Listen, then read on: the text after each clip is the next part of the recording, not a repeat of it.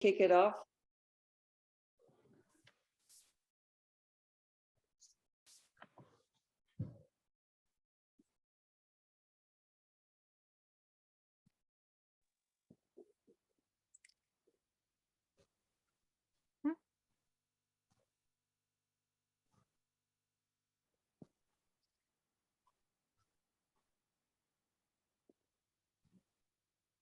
Okay, well, it's 7:02.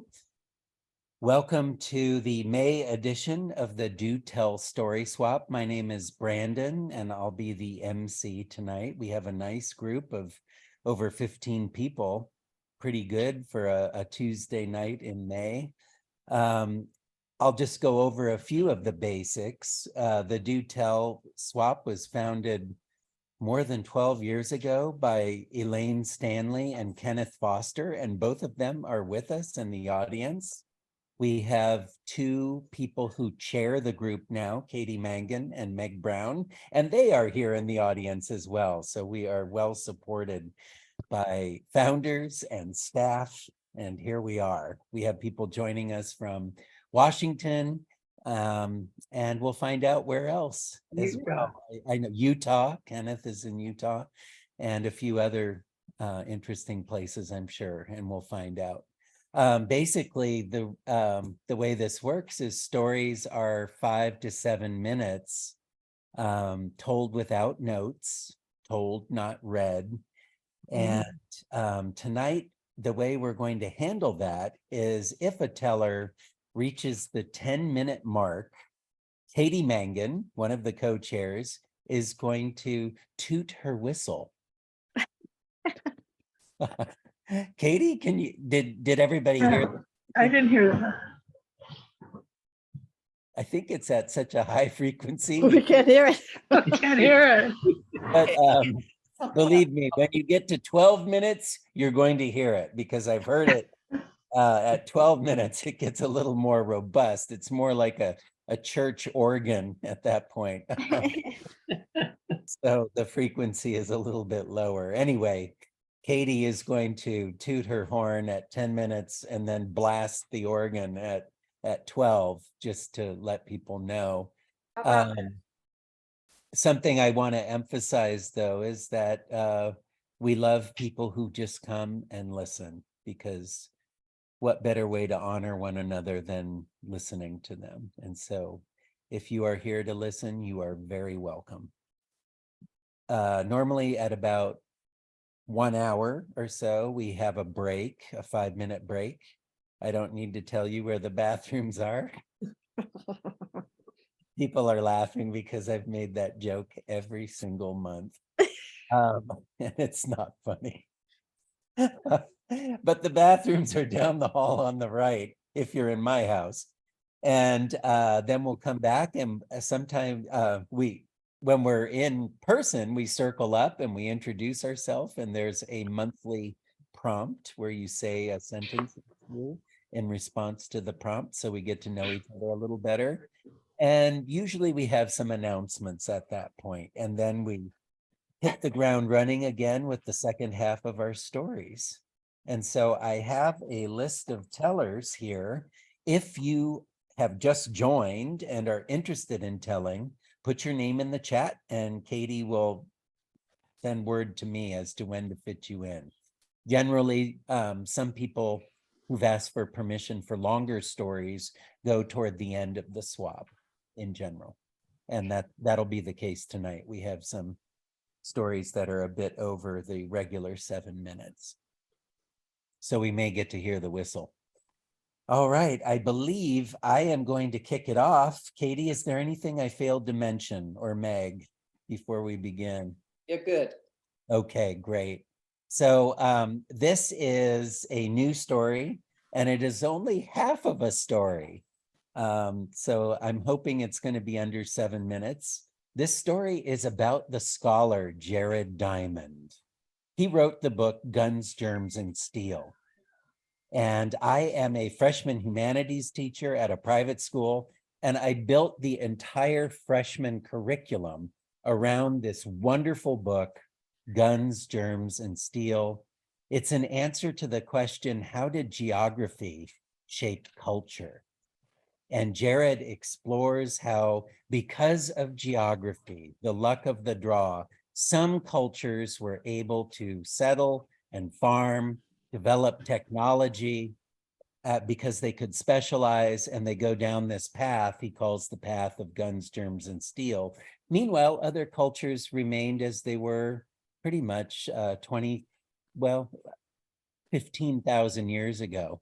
As I built this curriculum, I started filling in some of the negative space. I didn't just look at whether a culture developed technology or not.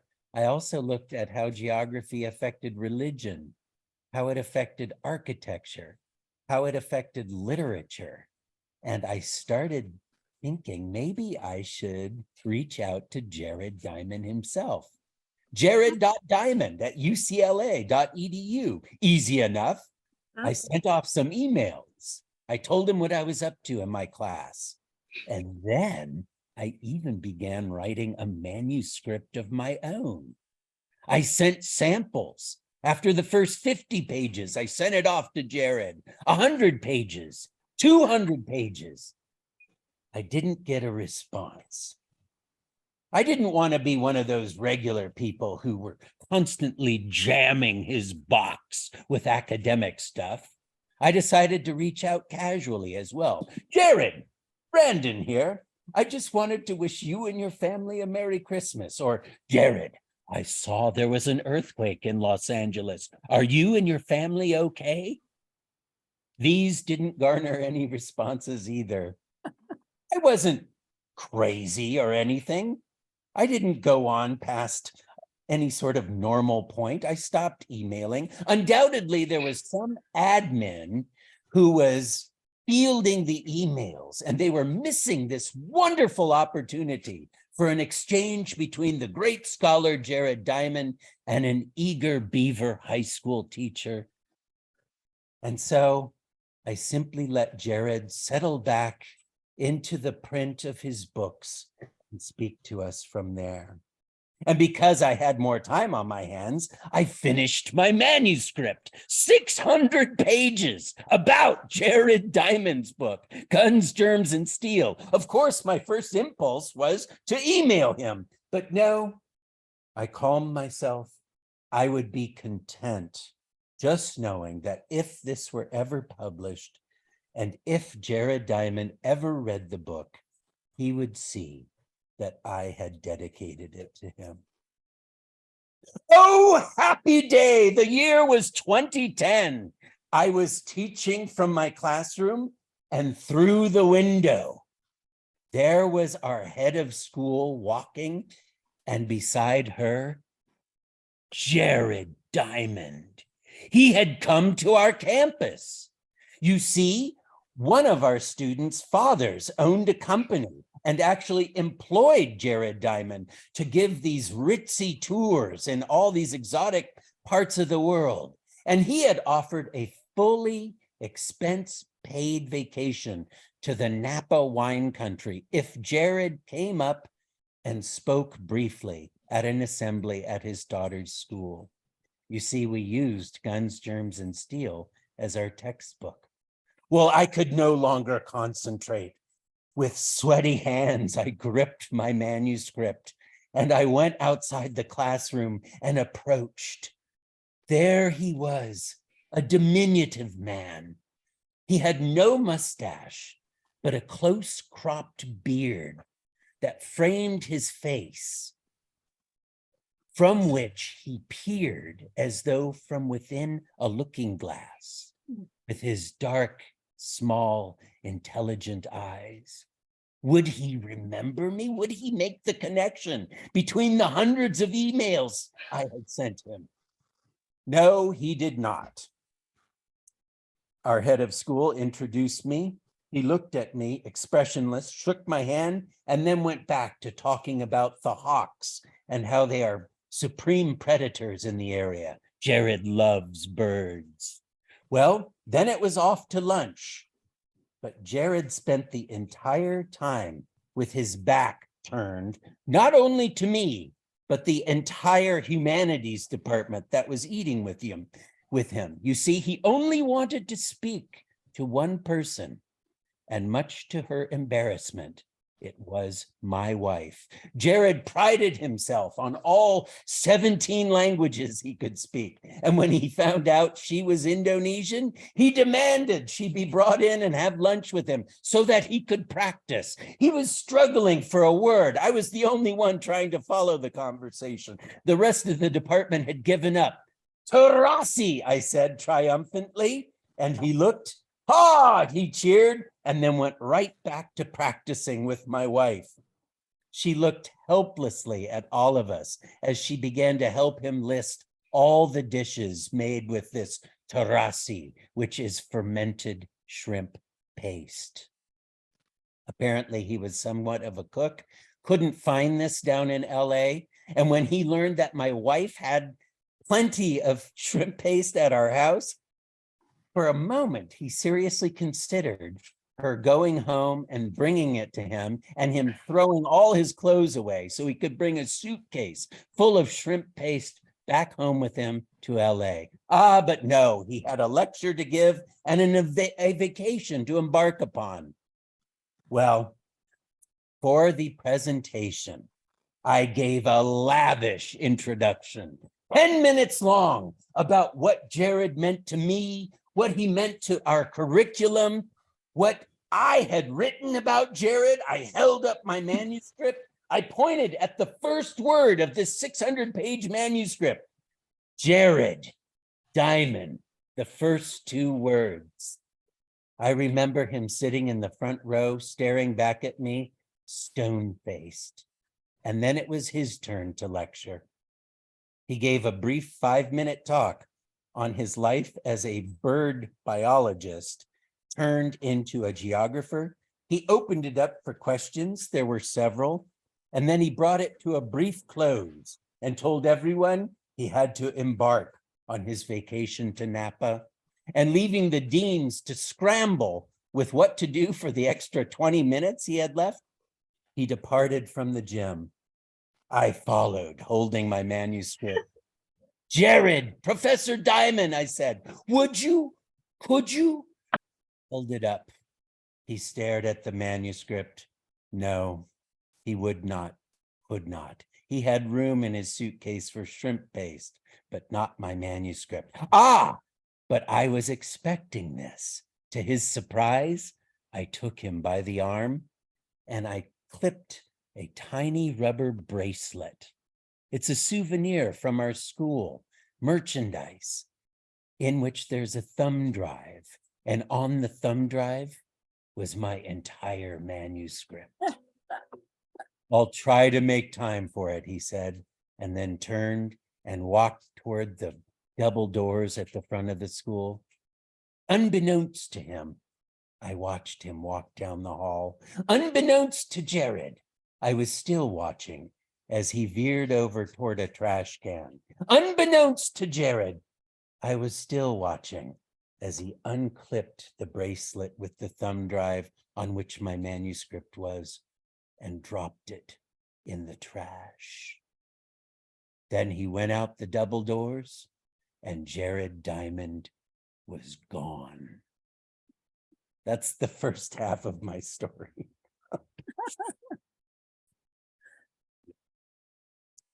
All right. Well, I don't know how that went, but I am very happy to share the stage with someone else. And that is Beth Wakely. So please welcome to our virtual stage, Beth. Wow, I'm still reeling. Now that is really something to have to follow that. It was fabulous. You had me absolutely engaged and watching this man, this arrogant man. I don't know about this. Well, my little story is a little folk tale pulled out from my many years of going to the Bay Area Storytelling Festival. And I have no source notes about where it came from. So we're going to call it a generic folktale, and it originates from Africa. This is the story of the giant caterpillar. Now, in the beginning, when the animals and the people could still communicate with each other, there was only just one caterpillar in all the world, a giant caterpillar for certain, with a huge red tail, massive head with a flashing red horn on it, 8 yellow legs, and a striped body of green and yellow, undulating, quivering stripes, taking up an entire pathway through the jungle, loving the feel of the sun before it got too hot. This was not a creature to be ignored. Now, in the small village, there were 3 boys, but on that verge, that staggering and full of self-confidence verge of adolescence, Maury, Bombay, and Bajina. And they really wanted to just go for a walk and strut and talk about the things that adolescent boys love to talk about. And so they came across this caterpillar on the path. Well, they couldn't get around it, and they certainly weren't going to touch it to get over it. Maury went up and said, "A good afternoon, sir. May we pass and use the path?" Well, the caterpillar said, "Good afternoon," lifted its huge red tail just enough. Maury got through and zip, down came the tail.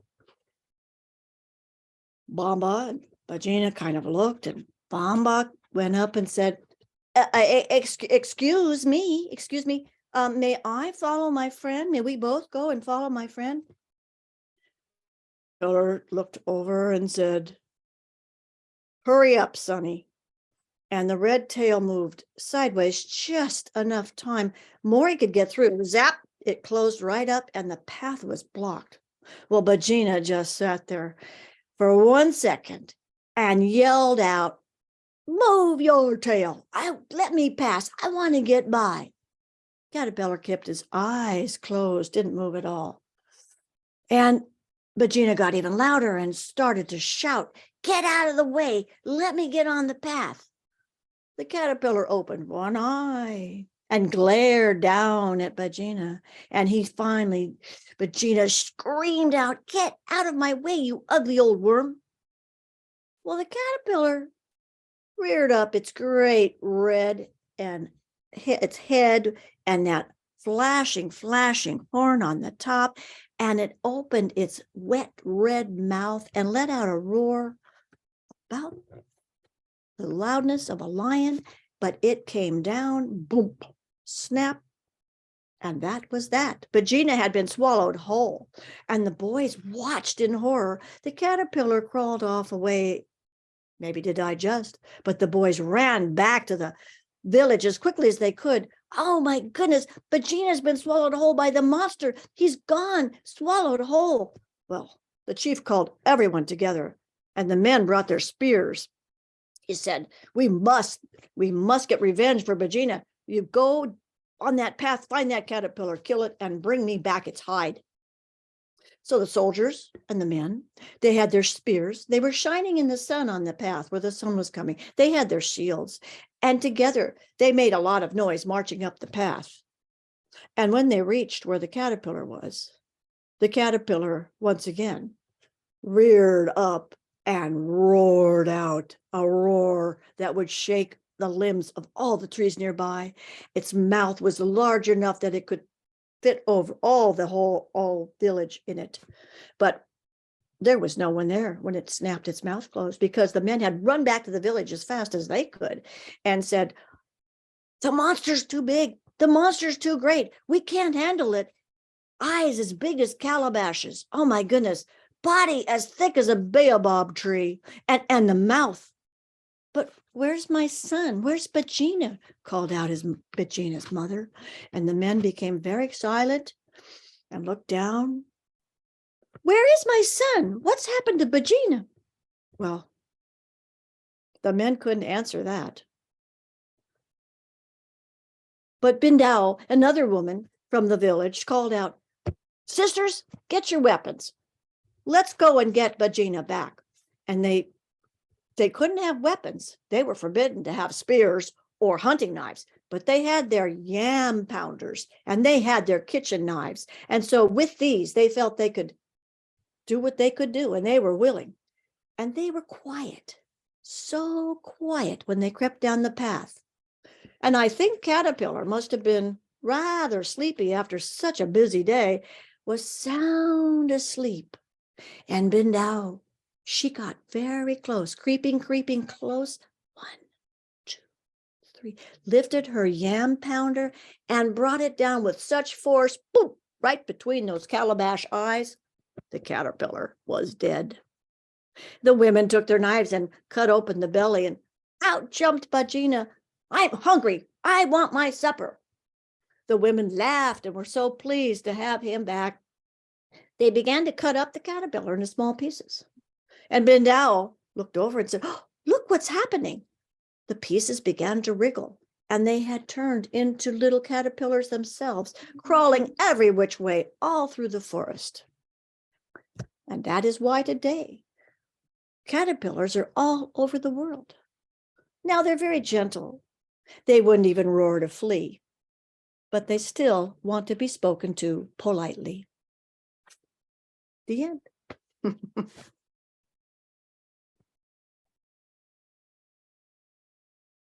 Wow, Beth, that was wonderful. I was sure when they cut up the caterpillar, they were going to feed it to Bajina. I thought, "Oh, boy, caterpillar palm butter," or something. Gosh, that was a terrific story. Eyes as big as calabashes. That's a great image. And where does that story come from? Which part of, is that West Africa? Well, it would be in the jungle, so it could be central, or it could be well, it could be west, I guess. It could be, it's any small thing. And the as I said, in my early days, way back when, all these are decades old, and I didn't copy down, and it was a compilation. It was a books with stories to be told, not stories that were copyrighted at the time. But still, I feel a little like I wish I had copied more than just one page. Well, it's always nice to know the Folk back. tales. And they're all very similar: dragon's teeth, caterpillars, how things came to be. Yeah. Universal, definitely. Yes. Well, thank you so much, Beth. What a way to begin. Thank you. All right, we're in for a treat. We have a poem coming up by Elaine Stanley. Welcome, Elaine Stanley. Am I on? Can you hear me? Yes, you are. You're great. Okay. Well, this story is not a poem by me. I mean, I'm going to do the ballad, recite the ballad, but it's called The Face on the Barroom Floor, and it was written by Hugh Antone Darcy.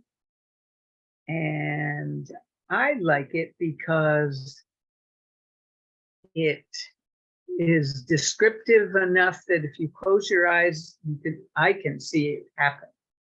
So that's why I like this ballad. 'Twas a balmy summer evening, and a goodly crowd was there, which well nigh filled Joe's barroom in the corner of the square. And as songs and witty stories came through the open door, a vagabond crept slowly in and posed upon the floor. Where did it come from? Someone said. The wind has blown it in. What does it want? Another cried. Some whiskey, rum, or gin? Here, Toby, sick 'em. If your stomach's equal to the work, I wouldn't touch him with a fork. He's filthy as a Turk. This badinage the poor wretch took with stoical good grace. In fact, he smiled as though he thought he'd struck the proper place. Come, boys, I know there's kindly hearts amongst so good a crowd. Why, to be in such good company would make a deacon proud. Give me a drink. That's what I want. I'm out of funds, you know. But when I had the cash to treat the gang, this hand was never slow. But you laugh as if you thought this pocket never held a sou. Why, I once was fixed as well, my boys, as any one of you. There, thanks. That praised me nicely. God bless you, one and all. Next time I pass this good saloon, I'll make another call. Give you a song? No, I can't do that. My singing days are past. My voice is cracked, my throat's worn out, and my lungs are going fast. I say, yeah. If you give me another whiskey, I'll tell you a funny story. And the fact I promised too, that ever I was a decent man, not one of you would think, but I was, some 4 or 5 years back. Say, give me another drink. I want to put some life into my frame. Such little drinks to a bum like me are miserably tame. 5 fingers there, that's the scheme, and cork and whiskey too. Well, here's luck, boys, and landlord, my best regards to you. Well, you treated me pretty kindly, and I'd like to tell you how I came to be the dirty sot you see before you now. As I told you once, I was a man with muscle, frame, and health. But for a blunder, I'd have made considerable wealth. For I was a painter. Oh, not one that daubed on bricks and wood, but an artist. And for my age was rated pretty good. I worked hard at my canvas and was bidding fair to rise. For gradually I saw the star of fame before my eyes. I made a picture, perhaps you've seen. 'Tis called The Chase of Fame. It brought me 1,500 pounds and added to my name, and then, and now the funny part.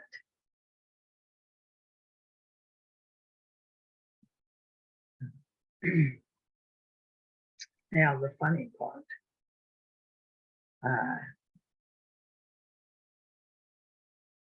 I met a woman, and you would never think that a woman would have anything to do with me, but 'twas so, and for a month or two her smiles were freely given, and when her loving lips touched mine, it carried me to heaven. Boys, did you ever see a girl for whom your soul you'd give, with a form like the Milo Venus, too beautiful to live, with eyes that would sparkle like diamonds, and wealth of chestnut hair? If so, 'twas she, for there never was another half so fair. I was working on a portrait one afternoon in May. Fair-haired boy, a friend of mine who lived across the way. And Madeline admired him, and much to my surprise, she said she'd like to know the man that had such dreamy eyes. Well, it didn't take long to know him, and before the month had flown, my friend had stole my darling, and I was left alone. And near a year of misery had passed above my head, and the jewel I had treasured so had tarnished and was dead. That's why I took to drink, boys. Why, I never saw you smile. I thought you'd be amused and laughing all the while. Why, what's the matter, friend? There's a teardrop in your eye. Come and laugh. Laugh like me. 'Tis only babes and women that should cry. Say, you give me another whiskey, I'd be glad to draw right here a picture of the face that drove me mad.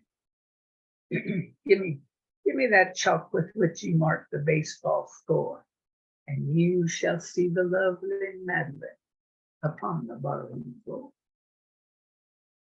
Well, with another drink and chalk in hand, the vagabond began to sketch a face that might well buy the soul of any man. And then, as he placed another lock upon that shapely head, with a fearful shriek, he leaped and fell across the picture. dead.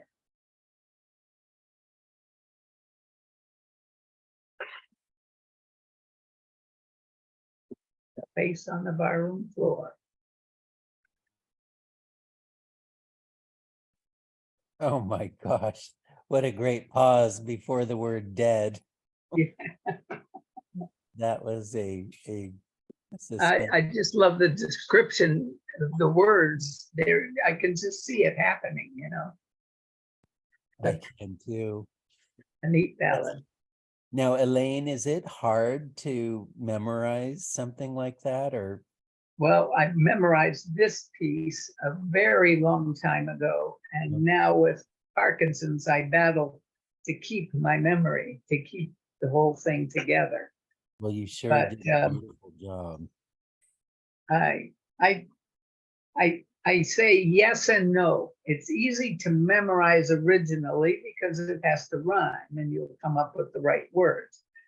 But once you committed it to memory and you want to speak it before a crowd, if you get a distraction or something, as I did, and you lose your place, you're dead in the water. You don't have a story unless you can go to a place you know and finish the thought, finish the picture. You know?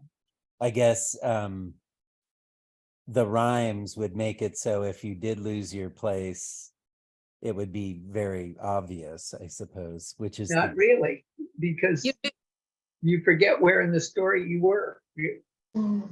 Elaine, you did a phenomenal job of recovering. I knew that you were pausing, you know, for the thought, but I was pausing because I was totally lost.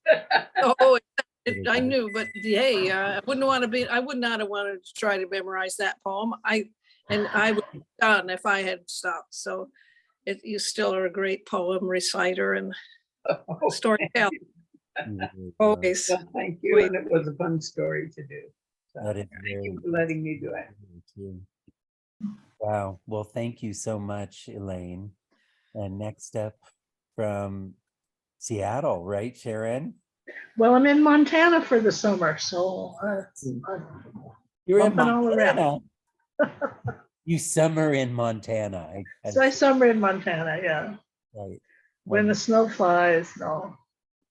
I've been in a couple of bar rooms that had the face on the barroom floor drawn and can believe. One was in Virginia City, one was in Colorado, and they believed they were the original play. But, you know. I can tell you, I finally researched which was done first, the painting on the barroom floor or the ballad. The ballad was written some 20 to 30 years before the face was painted. And the face was painted because of a misunderstanding and an argument between the artist and somebody who had hired him to come to their town to paint murals on several walls because he was getting a name for himself as a painter. And it's an interesting story. Sometimes I would like to make it so that I can do the ballad and then do the whole description of how the face got on the floor and why. When somebody I met told me, have you ever seen the face on the barroom floor in Central City, Colorado? That's the original face. And I said, no, I never have. She says, I've got a postcard. I'll send it to you. She put it in an envelope, wrote a nice note, and mailed it to me after she had heard me do the ballad. And I looked at it and I was shocked because the face did not look like what I thought it should. And it took me probably a month or two to realize that the face in the postcard was not the face in the ballad because she had dark hair in the ballad. She had short, kind of curly, blondish red hair in the postcard. I was like totally blown away then that I even recognized what was different. Anyway, it's a fun story to tell. I've taken more than my time, sorry. Oh, we're fascinated with that. Yeah, I love the way the story keeps growing in my life. Mhm. Yes. Between that and losing my admiration for Jared Diamond, this is getting to be a complex night. Yeah. All right, so should I go ahead and start, Brandon? Is that what? All right. I lost my train of thought here. I'm back in that bar room. When I was a little girl, I loved my dolls of all nations. I got one every time I was really sick. I got one when my tonsils came out. I got one when I had measles. I got another when I had chicken pox. And by the time I was 10, I had a pretty good collection. There was Senorita Rosita in red satin with a black mantilla held in place by a tortoiseshell comb. There was little Dora who had wooden shoes and an embroidered apron. And there was Chieko who had a silky kimono and Zori sandals. And a wicked thought entered my mind. It would be so hilarious to change those costumes all around and put that mantilla on Chieko and the kimono on little Dora. And I was never allowed to play with those dolls, but I started taking all those costumes on. And to my shock, underneath those costumes, they were identical. There was no difference at all in the dolls. And I was disappointed. And that was not the only disappointment. That same year, my dad took me to the circus in Merced. Now, I had just seen the movie Dumbo, so I'm expecting singing roustabouts and a big calliope and a big top tent and flags. And no, the circus that came to Merced had none of those things. They didn't even have a tent. We sat in the bleachers at the fairground and watched as they set up just one ring in the arena. But there was an elephant and there were clowns and there was a guy walking through the stand selling cotton candy. So it wasn't the real deal, but it was close enough. And the women that performed were amazing. The first was Miss Jenny, who rode around the arena standing up on the back of a white stallion with her red hair flowing beneath her Stetson hat. And then came Mademoiselle Jeanette, who climbed a rope ladder up to the trapeze and swung hanging by her knees into the arms of her partner. And then last was Fraulein Greta, who wore a safari hat and knee boots and walked right into the cage where a snarling tiger was waiting to attack her. And with her black whip and gentle words, she made him jump from stool to stool, too frightened of her to ever attack. Oh, it was a thrilling afternoon. And when it was all over, we stood up and stretched and started out to the parking lot. And I looked back for one last look and I saw Fraulein Greta walking from the arena toward one of the trailers. And she took off her safari hat and then, to my enormous shock, she took off her hair as well. That long blonde hair was just a wig. It was Mademoiselle Jeanette underneath that blonde hair. And that made me wonder about Miss Jenny. Was that red hair a wig as well? Were all of those women just one person? I was really disappointed again. Now, years later, I was in Napa teaching English to a group of women in a trailer on the school grounds where their kids were enrolled. And we had women from all over the world. Parvani was from Iran. Chizuko was from Yokohama. Ching was from Shanghai, and Perla was from Guadalajara. And all of us were talking about the difficulties of being a mom in today's world. Parvani was worried. Her daughter, Homo, didn't like her Farsi name. It wasn't working well in the United States, and she wanted to change her name. And Parvani had been through much change, geographical and psychological, in the years that she made the transition to living in the United States. But changing the name of her precious daughter was a step too far. She couldn't convince herself to do that. And Perla was worried too. Her son was a senior in high school at Napa High, and the Norteño gang was coming onto the open campus at lunch trying to recruit those boys. And Perla determined that at 11:30 every day, she would walk over to that campus and march around the perimeter. She had no political power or any other kind of power, but she had her presence, and she would go there and walk and make herself visible and not even speak to him. She didn't want to embarrass him, but make everybody realize that there was a mom watching. And I had problems of my own. I had 3 teenage daughters at home, and they were alone from the time school was out until we got home at 6 o'clock. And that was 3 hours in which they might very well kill each other, and there would be no one there to stop the carnage.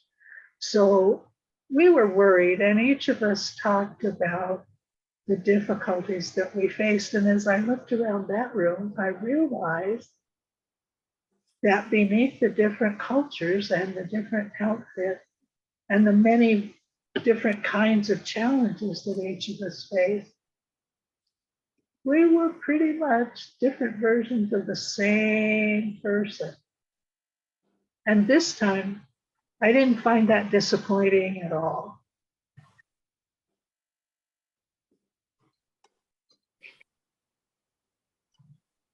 Mhm.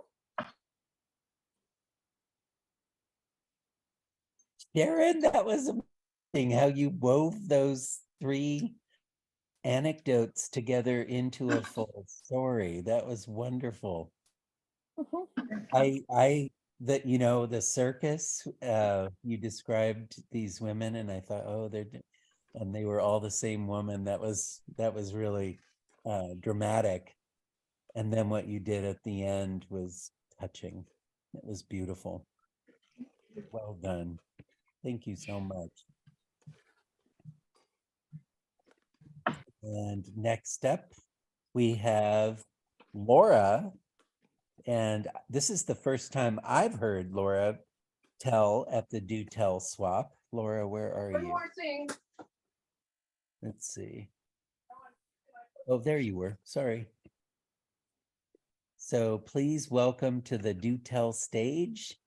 Laura, is your last name Holland? Is that right? Yeah, I use my middle name though too, Laura McHale Holland. I know it's a mouthful, but Well, welcome. We're so glad to have you. thank you, thank you.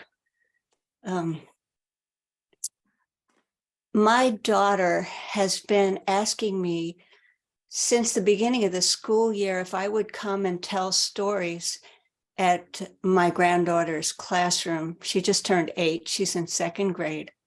Because I used to tell stories when my daughter Maura was growing up, from kindergarten through 6th grade. And in 6th grade, I even taught a little storytelling to them. And I haven't been telling stories though. So I've been hesitating, and then there were colds and COVID and all these things. So it was very easy to put it off, but then finally everybody's healthy and the end of the year is approaching. And I finally said, okay, I will do it. So we set a date for later in the month. And so I was thinking of the starting off with the Nancy Schimmel story about the tailor. And whenever I think of Nancy Schimmel, I think of Malvina Reynolds. And being a little child, like I think it was in the late 50s when there was that commercial. I didn't know at the time who Malvina Reynolds was, but it was black and white TV. Some of you might remember it was so striking. If you were little kids back then, televisions were tiny. And there was a little girl, black and white film, twirling around in a one of those skirts that puffs way out like everybody used to wear in the 50s, dancing, just gorgeous. And then the melody or the words too, where are you going, my little one, where are you going, my baby, my own? Turn around and you're young, turn around and you're grown, turn around and you're a young wife with babes of your own. And I think I'm going to tell the students in my granddaughter Ava's class about that commercial and the connection between Nancy Schimmel, who that song was about, Malvina Reynolds, because they don't, I'll talk about film maybe, because they've never had to get film developed, experience black and white TV, and then we all know Nancy Schimmel went on to become a storyteller.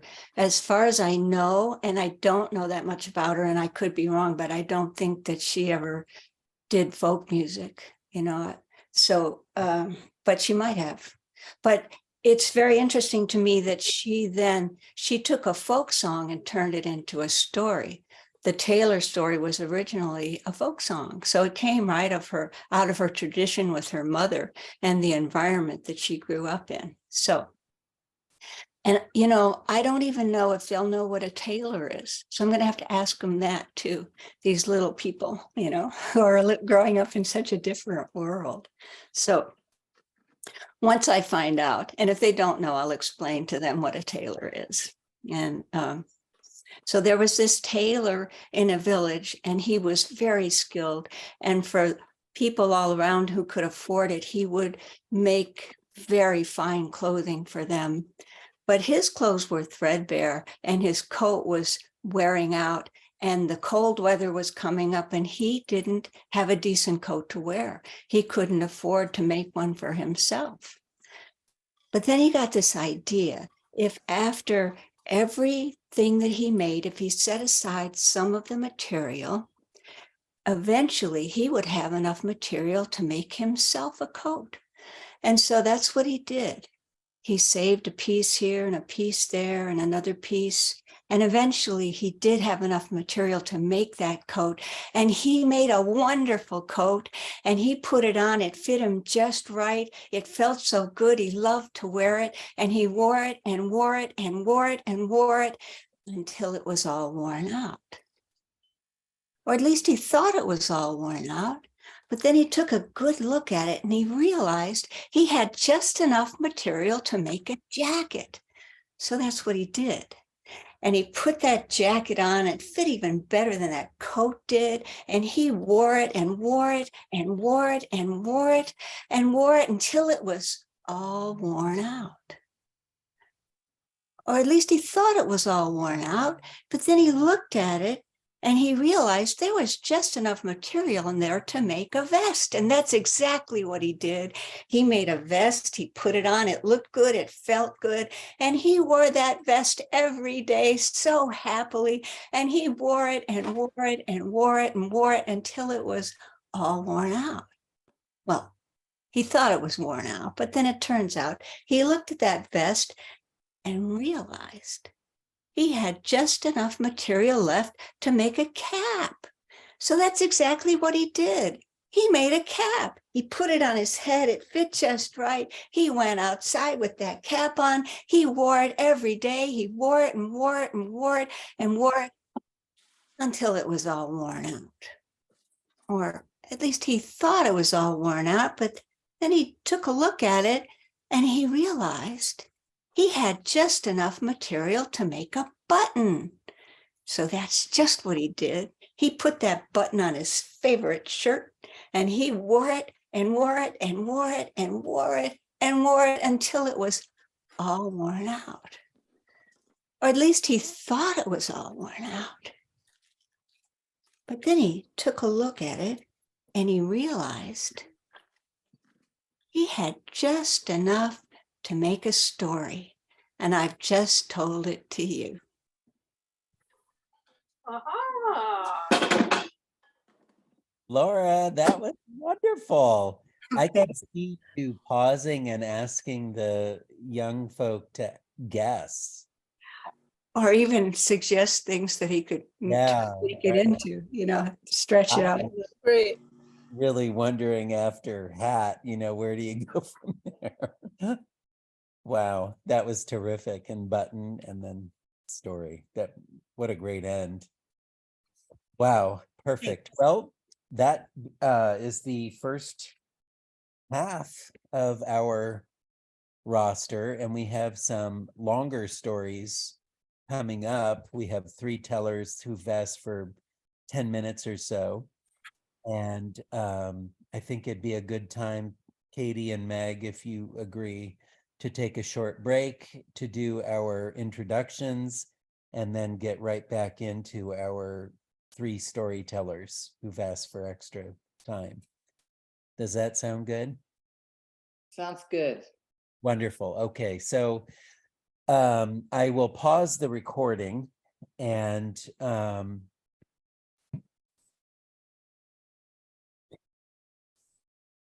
all right. So welcome back. Of course, on the recording, that doesn't make any sense. We didn't go anywhere on the recording, but here we are back again after a 5-minute break. And we have 3 storytellers for the second half who've asked for longer time. And before we get to that, we're going to do our traditional virtual circle where we introduce ourselves and we respond very briefly in 1 or 2 sentences to this month's prompt. And Katie and Meg and I were kind of brainstorming. And this month it's going to be, what is your May fever? So of course you can interpret that how you will. My name is Brandon. I live here in Santa Rosa. I'm a high school teacher, and I couldn't even see out of my left eye last week. It was stinging and itchy, and oh my goodness, the allergies here are so terrible. Just a quick note, Antonio Pasha stayed with me for the Bay Area Festival. He's from Maine. And by the time he left my house, he was getting allergies. Oh my gosh. Sonoma County has really got thick pollen. So my May fever, of course, is my hay fever. And so I'm going to kick it over to Katie. Excuse me, what's the question? Fever? What is your May fever? May fever. Okay, thanks. Hi, I'm Katie Mangan. I live in Santa Rosa. And my May fever is really itchy eyes. And right now I've got a headache. Oh, So I will send it over to one of our founders, Elaine Stanley. What is your May fever, Elaine? My name is Elaine and I live in Santa Rosa and I'm retired from a lot of things. My May fever is getting ready for my birthday in June. mm. And I realized when I was a kid, it took forever to go from one year to the next. And now it just flies by so quickly. It's like you had just had a birthday last month. How can it be your birthday again? That's not fair. Is that what Einstein meant when he said time is relative? Yes. I don't know, but I've had a theory on why old people are dizzy. You know, life moves fast, and the older you get, the faster it moves until it's going so fast, you just can't keep your equilibrium. You can't keep your balance. That's a good theory. So that's my May fever. Thank you, Elaine. And it's fitting to follow Elaine up with our other founder, Kenneth. Hello, I'm Kenneth Foster and I live in central Utah. And the snow is melting and everybody's worried about floods. And Yeah. especially here because we've had about 800 inches of snow in the mountains. So it's tragic.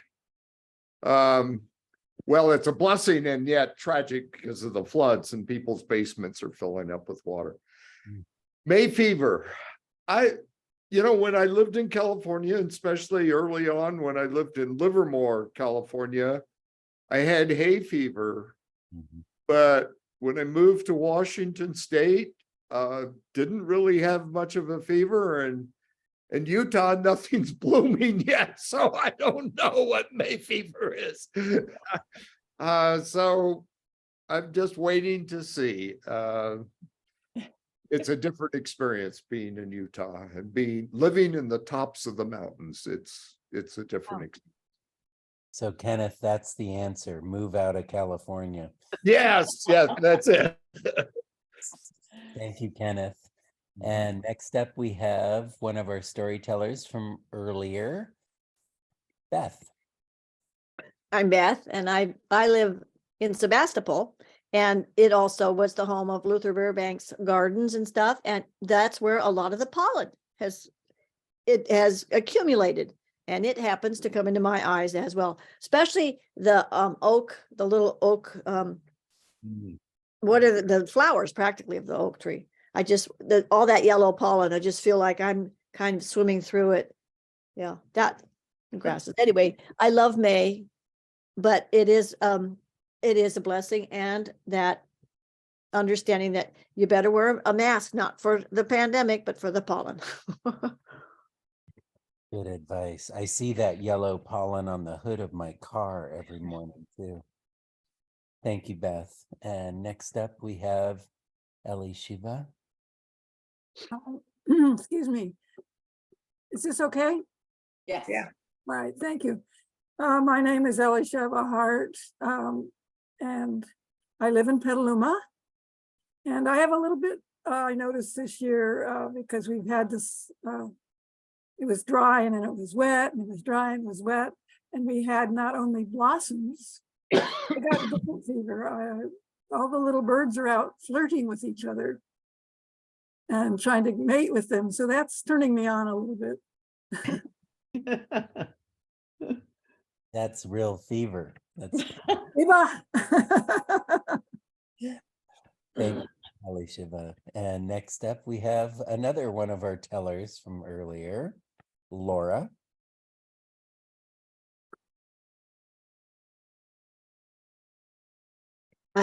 It's telling me to unmute myself, but I did. You're Anyway. good. Fine. Yeah, okay. Mhm.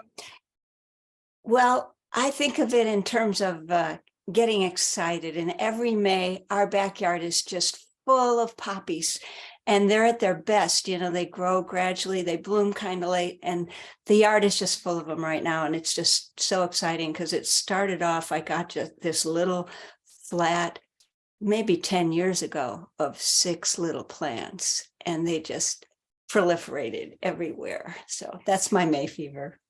They make me smile. Wonderful. You're having a super bloom. Yep. And now we have Vicki Ness. There we go. My name is Vicki Ness and I live in Sebastopol. And my May fever, I would say, is an itch to plant my veggies. And I mean, that is what I think about. That's what drives me. And if you go to nurseries and you listen to people walking up and down the aisles of veggie starts, they're pretty particular. We're all sort of going, you call that a sun gold? That's not a sun gold. And it's just part of the season for me. Grumpy vegetable people. Great. May, thank you for that. All right, and now we have Vina and John, is that right? Yep. Yes. So I'm Vina Breifogel and this is John. And and we live in Pengrove. So for me, my fever, my burning, demanding fever is to get those weeds out before they've smothered everything that I treasure in the garden. So, there's days and days and days of work to get up the weeds, you get whatever, anybody who comes on the property, you put them to work getting those weeds pulled. So it's really a fever, but it makes all the difference. You get to have a garden if you go after those weeds. John, what would you like to say? I'm John. I'm married to Vina. I dig the holes the sheep goes in with plants. And I'm also a retired land surveyor.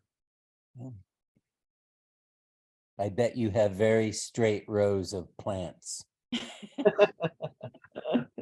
I think we just answered the question why the vegetable people are so grumpy. They're digging weeds all morning. Very good. And I start to get a little baffled and boggled, but I think Sharon is next. I hope I haven't doubled you up. My fever has to do with the change in light, because then you can see that the windows need washing, and I have an overwhelming compulsion to wash all the windows in there. Tragic. Oh gosh, I don't even want to look at my windows. And next up, we have our co-chair, Meg Brown. Hi, I'm Meg Brown. I live in Forestville. And can you guys hear me? Yeah. Can you hear me? Yes. Okay. So I've got a weird window up here. Yeah, I'm with all these gardener people. It's a passion, it's something that's compulsive. You hit this time of the year, and if you have not gone out there and weeded, you better get there, and you'll spend hours doing it, number one. Number two, if you haven't purchased those plants or grown them from seed, you better get out there and get them in the ground. It's like a timetable. It's like, and it's an obsession. It's like hours, and my back hurts, my fingers hurt, but I still do it because that's May. And there were more ingredients for the grumpiness there. You're right. The back pain. Wonderful. Thank you, Meg. And next up, we have Gay. Hi, Gay. Actually, I'm one of those gardeners too. Like Meg and Vina, there's a compulsiveness that goes into enjoying the beauty and having these flowers, but getting those weeds. It's a type of insanity. I'm glad to share it with other people. Thank you. Wonderful. Thank you, Gay. There is a real May fever, isn't it? Great. And Deb? Hi, I'm Deb. I live in Windsor, California, and I am so glad to be here. And I have some little plant starters sitting on my porch of tomatoes and basil and Swiss chard. And I want to get them in the ground while meanwhile, the other weeds are taking over and getting stronger and healthier every day. And so that is my May fever that I must do, of a few other things too, because I sense in May that summer's coming and spring is going. And I'm up in the hills hiking, looking at these fabulous wildflowers out there this year. And just, I'm trying to like shake myself out of the bliss and into the work of doing the digging with the soil and everything else that needs to be moved around. So I'm just glad I don't have hay fever. Thank you, Deb. Yeah. Sandy, do you want to turn your camera on, or are you just listening?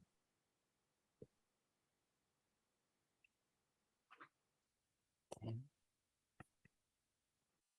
And Katie, have I hit everybody? Well, there was Linda. Linda, are you there? And it's just fine if you don't want to talk. I don't see Linda. Okay, I did admit her, but okay. So I think we've hit everybody. Yes. So Meg, I'm going to hand things over to you briefly for some announcements. I imagine you have some things to say. Let's see, where are you? Goodness, I'm really lost here. She's between Sharon and Gay. Okay, there you are. Thank you. Well, not really. Oh, yeah, there. Yeah. Yeah, I have a couple of quick announcements. I just want to remind you that you can go on the website and there will be some postings for events that are coming up on our website, but also very importantly on the SAC website, which is storysac.org. They have a whole list of really interesting things going on in our storytelling world. So those are two great, resources to kind of look at and write it down. Couple of things coming up right away on May 17th. There will be one of the genre storytelling events. It's going to be legends, urban and traditional. Do we have any do tell people participating this month? I don't think so. I'll check. I think Genevieve, but I may be wrong. Oh, yeah. I think. No. Sorry, where are we? No, there's nobody. Okay. But hey, even though we're not telling, it's good. It's always a good time. And the subjects are always really interesting, the way that they kind of bring a genre together. So that's something that's going on. There is also, I got a brochure. Where did it go? Oh, here it is. For the Sierra Storytelling Festival. This happens in July, I believe. Yes, July 7th, Friday, Saturday, July 7th and 8th. And we haven't been able to go there because of COVID. I do think they had one last year, so they've started it up. This is really wonderful. It's in basically Grass Valley, Nevada City. So it's over there in the foothills. It's a very beautiful venue. And if you have not been there and you are looking for another really great festival with great tellers, sign up. You can go on their website, which is www.sierrastorytellingfestival.org, and get all the information. They do have an early bird special, so that ends on June 1st. So if you're thinking about going up there, make plans. It's really a wonderful venue and just delightful stories. So those are the couple of things that I've got for you. 6 Feet Apart also is going to be having a story slam. I believe that is on the dear. Well, I'm sorry, folks, I didn't write that down, but 6 Feet Apart, and you can find their information on the SAC website. Terrific. Thank you so much, Meg. And I'll just make sure to give Katie a little spot here. Do you have anything you want to add? No, but thank you. You want to try tooting your horn? Oh. Can you hear it? I still don't hear it. but I think it might be at a high frequency and my Right. dog seemed to hear it. I think for next time, I will bring something else in. I do have a gong, and I think that will Oh. work great. I But like this. I think for tonight, we would have time. I mean, there's Vicky Yes. and Kenneth, and if there's time up to then, there's myself. Maybe Kenneth, you could maybe do a shorter version if that's possible, maybe 10, 12 minutes. And you I'm thinking of it right now, trying to figure out how to cut it down, so, okay, I would just, and if that's not possible, just go for it. okay. We'll have the longer Great. version, it'll be great. Well, let's get right into it. So we're sure to get to everybody. We have 3 terrific tellers coming up. And the first is Vicky Ness. Hi there. I just want to also add that next Do Tell in June, we will be having a guest teller. Some of you hadn't logged in yet. Liz Nichols. So just to let you know. This is a very new story and it's kind of rough. And as much as I love to hear everybody's beautiful, wonderful practice stories and recitations, it's also nice to have a place to just try something out and rock and roll with it. Linnea woke up, knotted her bathrobe and shuffled to the kitchen window and looked out at a new blanket of snow. It was perfect. It was immaculate. Oh, it had snowed last night and everything glistened and shone. And it was iced with gold from the light of dawn. Oh, it was just beautiful. But right in the middle of the backyard were footsteps, and they went from nowhere to nowhere. And they just stopped as though somebody was dropped down, walked a few steps, and picked right back up again. How very strange, how very weird. And she thought about this for just a second, but then the kids started squawking at each other, and it was time to get breakfast ready so the kids could go to school so she could get to her office. And so the day started rolling on with a grunt and a groan, and it rolled and it ground up everything in its path so that the snow melted to slush. And that beautiful dawn paled out to just another day. And that vision of those footsteps in that glittering snow, like a Valentine, dissolved by lunchtime. Because you see, Althea had projects to do and programs to work and meetings to go to, and always driven by this prickly anxiety and a terrible, dull dread that she was forgetting something important. What was it? But too fast, had to keep going. Well, the day was over, and before she knew it, there were the kids at the kitchen table doing their homework. The garbage was out, the mail was brought in, and Althea was counting down on her fingers. Okay, so dinner, and then after dinner, the kids can watch some TV, and I've got to call Mama. I got to call her before 8. If I call after 8, she worries that there's some emergency. Mama, it's just 8 o'clock. I better call before 8 o'clock, and then I need to get back to work and get the kids to bed. It's all I've got it. We even have dinner. And she pulled out a box of mac and cheese mix, and she thought to herself, you know what? I've got some rubbery old broccoli in the fridge. So that with mac and cheese makes a complete meal, doesn't it? Yeah, it does. Except there was no milk. There was milk this morning. How come there's no milk now? Oh no. So she told the kids to keep doing their homework, got in the car and went down to the convenience store. Standing there, an overhot, overstuffed, over brightly lit, horrible convenience store with 80s music, blaring, pounding. Fortunately, she got in front of the lady with the huge basket filled with stuff, but she was behind the gentleman who had decided his personal fortunes were dependent on getting just the right lottery ticket. So she stood clutching her milk, drifting off into a dream, when suddenly she heard, Althea? Althea Goodwin?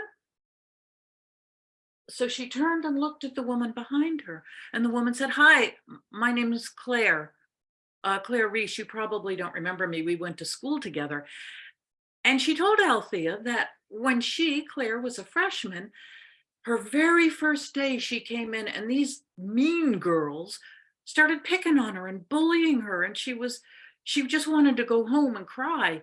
And then all of a sudden, Althea showed up and with the authority of being a senior, scattered all those bullies and helped her find her way to her homeroom. And Althea squinted at her, trying to remember. And then suddenly it came to her with the clarity of a scene in a snow globe. Oh, Claire. Oh, goodness, stringy blonde hair, skin as pale as a silverfish. Clothes from House O' Goodwill. Oh, no, you did not wear that the first day to school. Yes, you did. She felt sorry for her. And yes, she did rescue her. And the more she stared at the image, out of context, she thought to herself, when did I become a superhero? Yet? Wow. And Claire said, and you know what? You told me something. You told me, don't ever let anybody else tell you who you are. You know who you are. Don't let them tell you who you are. And I've never forgotten that. Oh, said Althea, I did, huh? Wow. And the two of them talked, and then it was time to pay up for the milk, and they got each other in their phone and promised to text each other when and if they ever had time for lunch. And she scurried toward the door. She got to the glass and steel door, waiting for it to open. And while she was waiting, she got to stare at herself, the reflection in the glass and the bright light. And there was just a worn down shape of a human. The doors open, and suddenly from the heat and the light and the noise and the crowd, she was suddenly in a dark February night in an empty parking lot in the cold. So she huddled herself toward one of the little street lights there where her car was, and noticed there was something there. Oh my God, it's a man. He's leaning up against the lamppost in this greasy old coat with his hat over his head and his skinny arm with a cap, begging. And it's freezing out here. So she dug in her purse and pulled out a 10. Okay, so she gave it to him, and suddenly a face appeared from the mass of greasy clothes. And he looked right at her and he said, thank God, thank God. God bless you. Thank you, ma'am. And without thinking, timidly, she said, well, God bless you too. And they stared at each other for just a moment, and then a huge cloud of obliterating obligation fell over her. You have things to do. Those kids are not going to keep doing their homework if you don't get home. You got to get dinner. You got to call mama before 8. And before she knew it, she was scuttling off toward her car with her precious milk. She almost got to the car when she turned around and in compassion looked at that man. And that's when she saw it had been snowing. She had forgotten that it had been snowing when she went in, and now there was about that much snow on the ground, and things looked so beautiful. But in the light, there were footsteps. There were her footsteps. And they turned and stopped and looked toward the man who was hungry. And then they turned and headed out in the light and disappeared in the darkness. Oh, Like I said, that yeah, it needs a little work, but it'll get there. It'll get there.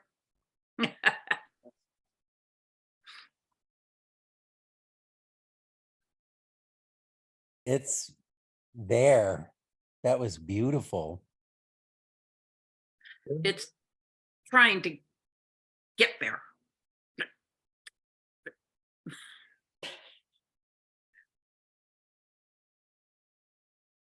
Well, thank you for that story, Vicky. I noticed early on in the story, you said she was forgetting something, I think. Was that the milk? Or was it No, something? this is part of the story, is that what she is forgetting is to stop being busy and be present. Yeah, okay. I Something really like important that was, because it added this interesting layer of tension to the story. mm. I'm, Really beautiful. thank you. I'm working on it. Well, you said it was rough, and of course you have this beautiful beginning, and that wasn't rough at all. Yeah. It'll be better. Thank you. Thank you. All right, and let's get right back into it. Wow, what a treat. We heard from Elaine Stanley tonight, and now we get to hear from our other founder, Kenneth Foster. Okay, see, I've got something on my screen. There we go. This is a story, true childhood story. When I was a child, we lived outside of Albuquerque, New Mexico, very close to the Rio Grande River. And in those days, 50s, early 50s, this at 8 years old, that would have been 1953.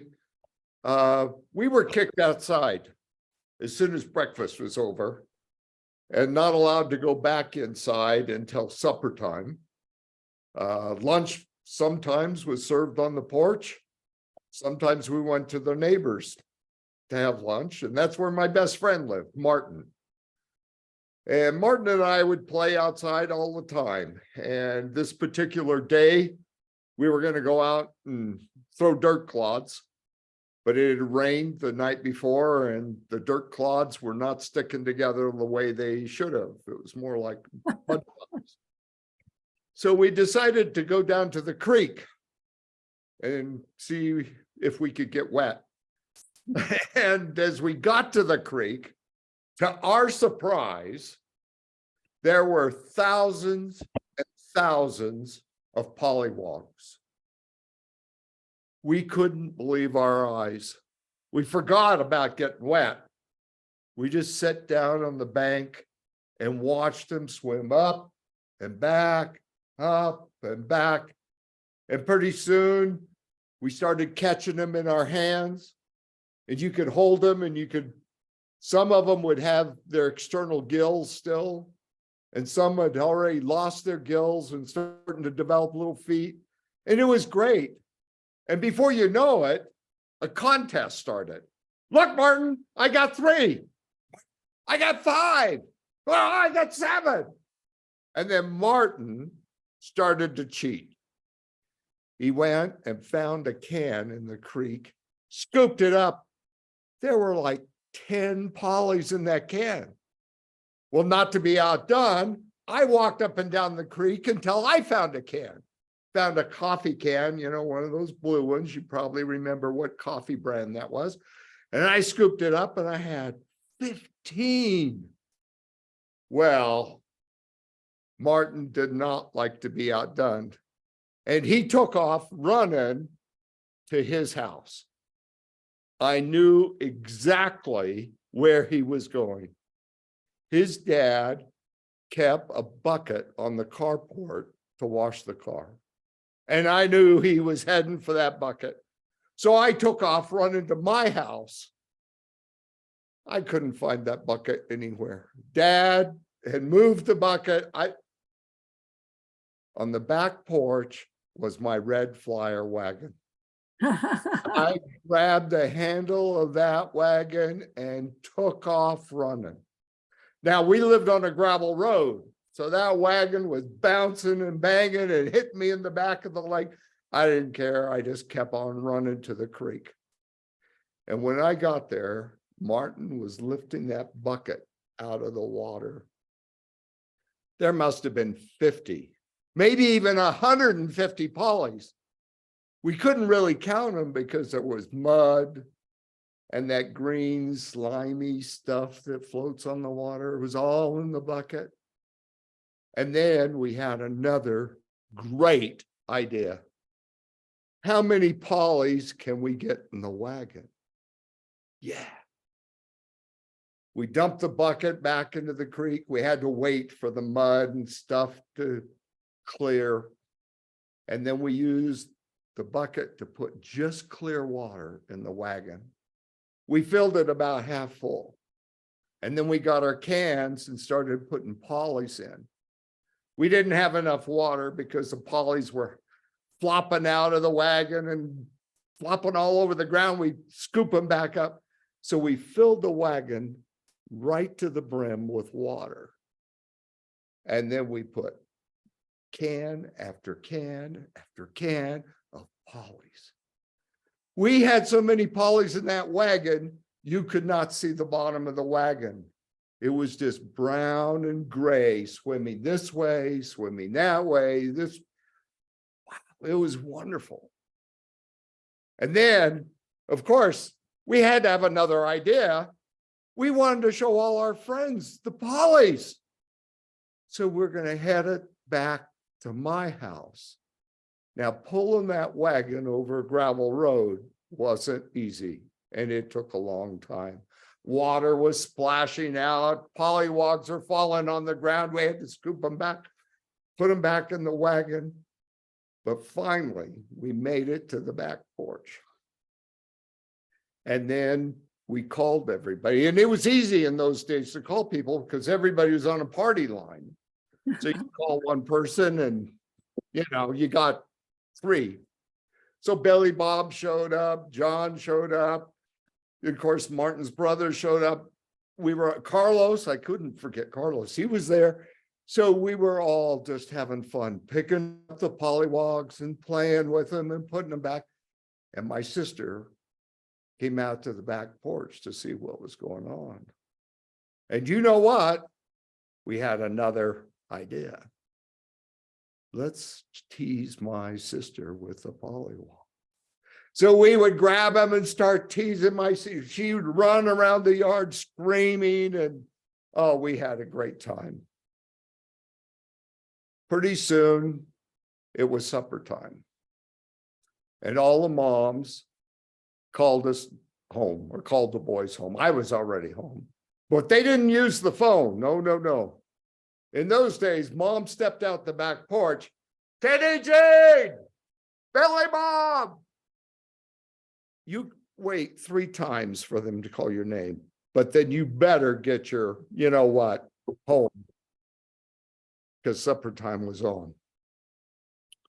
Well, 4 days passed. We did all kinds of things, sort of forgot about the polywogs. Climbed trees. There were huge cottonwood trees behind our place. We played cowboys and Indians around the tumbleweeds. We did get to throw dirt clods at cans on fence posts. The 4th day was Saturday, and I was sleeping in a little bit. The next thing I heard was my mom. Kenny Jane Foster, get out here right this minute. Now, you know what happens when your mom calls all 3 of your names. Something you did, you have to answer for. And you don't wait 3 times when they do that. No, no, no. I go running down the hall and I stop at the kitchen door. Wow. What a marvelous sight. The entire kitchen floor was going up and down, up and down. There were hundreds of baby hoppers all over the floor. They were under the kitchen table. They were under the stove, the hot water heater. Our sink had an open front with just a curtain. There were hoppers in there. And my mom was screaming, and I just stood there. Wow. This is great. How did they get in here? And then my mom started stomping her foot. Kenny Jane, get these out of my kitchen. Do you ever try to catch baby frogs? It is not easy. As soon as you pick them up, they're gone. I tried putting them in my shirt pocket. They wouldn't stay. I figured out that if I took my shirt tail out and made like a basket, I could scoop them up and put them in my shirt. And then I opened the screen door to step out to the back porch. There were even more baby frogs out on the back porch. They were everywhere. My dog Blackie was barking his head off. There were baby frogs swimming in his water dish. They were in his food dish. They were on his blanket. Mom had taken a position in the doorway between the kitchen and the living room. My parents had just put in brand new carpet. And she had a broom and she was sweeping those frogs off and screaming at me. I figured out the best way to catch baby frogs. It's with a dustpan.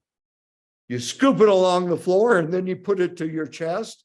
And then you step out on the back porch. Now, where do you put them? In the wagon, of course. They didn't stay in the wagon. But I figured out if you put a board over the top of the wagon, they would stay in there. So scoop, run out, lift the board, put them in. Pretty soon that board in the wagon is going like this. Now, Mom told me to get all the frogs back to the creek. I made 3 trips in that direction. Not all the frogs made it that far. And there were frogs everywhere. There were frogs on the lawn. There were frogs in Mom's flower garden. There were frogs in Dad's vegetable garden. And as summer moved on, these frogs went from this to this. They were bullfrogs that we had picked up. They were huge. And every evening as the sun was going down, we were serenaded with the songs of the frogs. Ribbit, ribbit, ribbit, ribbit. It was a wonderful summer. How was that for time? Perfect. It's, Good. yeah, I no left worries. a whole bunch of stuff about the dog, but that's all right. Oh, great. I love they were in his water dish. Yeah. We should bounce our hands up and down like the frogs. Yes. Yeah. It was amazing. Just In some- standing there, seeing all those frogs Seen. covering the floor. Makes you think It like was very real. Yeah. creek would have been just blooming with frogs too. I guess they are, and we just never see them all. Yeah, God. because, well, they get eaten by other critters and then they start moving off to find food for themselves. And because we live on farmland, the frogs quickly disappeared from the creek. You didn't see them because they were out in the farmland foraging for food and stuff like that. I love that you went from talking about pollies to talking about hoppers. Yeah, well, that's what we called them back then. Yeah, no, it made the story so much closer to a childhood experience. That was wonderful. Yeah. Penny Jean Foster, Yeah, that's it. thank you very much. Great. Is there new evidence that shows why women in their 40s in particular are seeing higher rates of? There really isn't. We have a I'm not sure what that is. Last up, we have Katie Mangan. Do you think you can mute everybody? Yeah, I think so. about the over screening. Experts were saying that Okay, I think I found it. All right, thank you. This is a story that my niece would like. She would like my great niece to get to know my voice because they live in England, and so she wants me to record a story to send it to her. And so this is my way of practicing it. And you've heard it before. It's the story of the book. On the outskirts of town, there is a huge warehouse, and it's filled with shelves. And on the shelves are books, hundreds and thousands of books of all different shapes and sizes.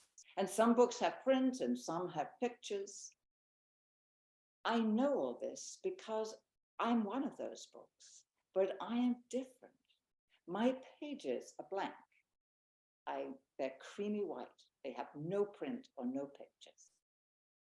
But you know, after a time, I got rather fed up with this.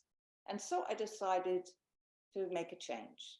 I manifested myself a head, 2 arms, 2 feet, a backpack, and I hopped down from the shelf, walked along the corridor, and pushed open the back door. I was out in the street, but it was noisy and dusty, and I really didn't want to be there. And with that thought, I was transported to the country. I was walking down a beautiful country road, and there were big trees, fields of green. There were cows, and there was a stone-walled cottage with a thatched roof advertising cream teas. Well, of course, I had to stop and try one. So I sat down at a table, and very soon a woman appeared with a tray, and on the tray was a teapot, a cup and saucer. There was a basket of freshly baked scones. There was a plate, a little saucer full of pale potted cream, and a jam pot full of strawberry jam. I didn't even have to lift the lid. I could smell the strawberries. So I cut scone in half. I slathered the clotted cream on, put on some jam very carefully without getting any of that on my creamy white pages. I ate, and I so enjoyed the cream tea. And I just congratulated myself. Why? I could be halfway up a mountain in a cloud. And with that thought, there I was, and it was miserable. I was cold and I was wet. And on the narrow path, I saw a little sign which pointed up the steep path, which said, "To a wise old man." So I thought, I'll just carry on. But then I just got a little too tired, and I was about to turn back when I saw another sign, "To a very wise old man." And so I continued on, and round the corner, I came out of that cloud into brilliant sunshine. And there, sitting on a ledge, looking out on this amazing view, was the very wise old man. And so I sat beside him, and I thought of a question I could ask him. And then I turned to him. "Oh, very wise old man, how can I become a writer of exciting, amazing, clever, zany stories?" He didn't respond for a while, and then turned to me. "Young bull, if you want to write clever and zany and exciting stories, you must become a good listener and a very good observer." With that, he went back into his trance. It was then that I saw this huge black dragon flying past me. And then he came back, doing the backstroke. Well, I was absolutely enthralled and didn't notice a very beautiful princess had arrived. "Oh, don't you love dragon? I mean, he's so agile and athletic, acrobatic too." And so we stood and watched and admired the dragon until there was a fanfare of trumpets. "Oh no!" wailed the princess. "It's the prince. galloping towards us out of the clouds was this huge white stallion with an impossibly handsome prince on top. "Never fear, my darling princess. I shall save you." "Oh, get lost, Prince. I don't need saving." But the prince and the dragon had started to fight. She turned to me with a sigh. "Oh, book, it's always the same. They fight and they fight until dragon gets bored, and so he lets the prince win. The prince insists that he won, and so I have to sit behind him on the horse, and we ride off into the sunset. I mean, we never go anywhere or do anything. It's really stupid and boring." And then she stamped her foot. She clapped her hand. She said, "And now, Prince, just go away." "Oh my God, well, where shall I go?" And so the prince, the dragon, the princess, and I thought about that. But it was the very wise old man who suddenly spoke. "Young prince, I have 3 words for you.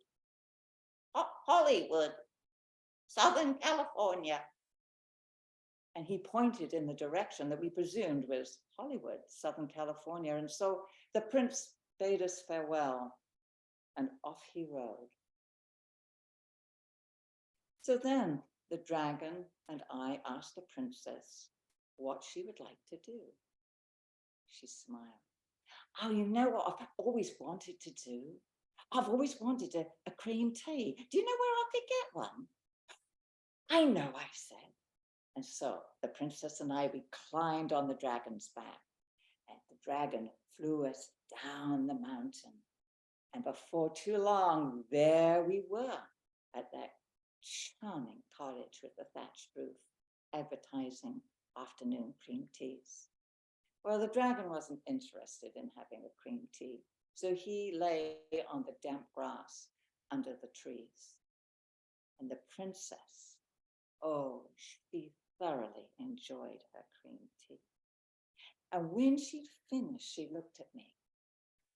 "Oh, Book, I just have a teensy-weensy favor to ask you.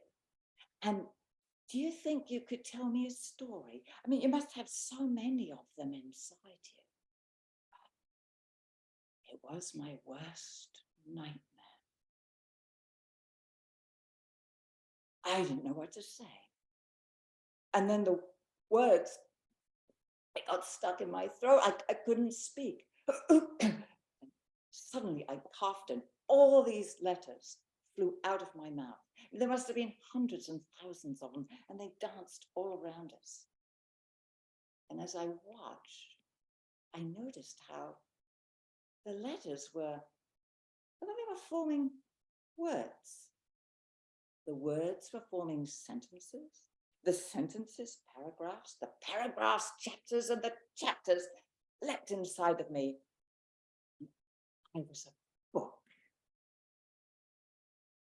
And you know, that was the start of my writing career. And I started to write scripts, actually movie scripts. And they made the prince a mega star in Hollywood, Southern California. And it was the very wise old man, the princess, the dragon, and myself. Well, we lived happily ever after.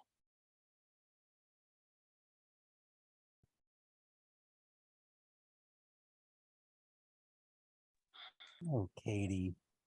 Now, who are you going to introduce your voice to? So it is my great niece who is wonderful. And So so if she ever hears an old man saying, observe and listen, she'll say, great Aunt Katie. You have so many different voices in there. But of course, your voice is underneath each and every one of them. I've noticed that you have this kind of increase from letters to sentences to paragraph to books. And earlier we had Kenneth's story with a blue can turned into a bucket, turned into a wagon, turned into an entire kitchen floor. And we also had a story about a coat, a jacket, a vest. It's just interesting how that runs through storytelling, isn't it? Yeah. These kind of lists with increase or decrease. It's really one of the backbones. Thank you. I always feel like with Katie, it's good to end with, because you really transport us to another world. That was absolutely beautiful. Thank And you. your great niece is in for a treat. So I'm going to bring up other tellers. Vicki Ness, with that mysterious mystery and compassion. I like that description of your story. And of course, the Hoppers and Pollies, Penny Jean Foster. I'm not going to let you. I promise I won't do that anymore. There's only one person in the world who was able to do that to you, I think. Oh, and we started our evening with Beth. That was a story, the caterpillar, right? That was wonderful, from the continent of Africa. And we had our ballad. I'm going to get the word right this time, Elaine. Not a poem, a ballad. And you gripped us all with that. And Sharon, I believe that underneath we are all the same too. Thank you for that. That was beautiful. And let's see. Laura, yes. Thank you, Laura, for your coat turned jacket, turned vest, turned button, turned story. That was beautiful. That was really well done. Do I have all our tellers out here? I think so. What a treat we've had. And in my profession, we call it the 90 days of May, because graduation comes in June and May seems to go on forever. But in everyone else's, I'm sure this month is going to fly by and we will be right back here together again. And it will be June. Yeah. Thank you all for coming tonight. And once again, thanks to our co-chairs, Katie and Meg. Wonderful to have Elaine and Kenneth here tonight. Yeah. And it's just wonderful to have everyone here. What a nice community we're becoming. Thank you, Brandon, so much. We always love having you MC And thank you for your story too, Oh, Brandon. You know, we'll hear the second half. I'm going, oh man, really? I just want to shake him. I know. He's not a nice man. That's what I can't believe it. But his books are so great. Will we hear the second half in June? Yes, you will. And there's shrimp paste involved Of course. on UCLA campus. Uh, Anyway, that's something that'll make the month go by fast, won't it? Oh. All right. Good night, everyone. Thank you all. That was terrific. Good night.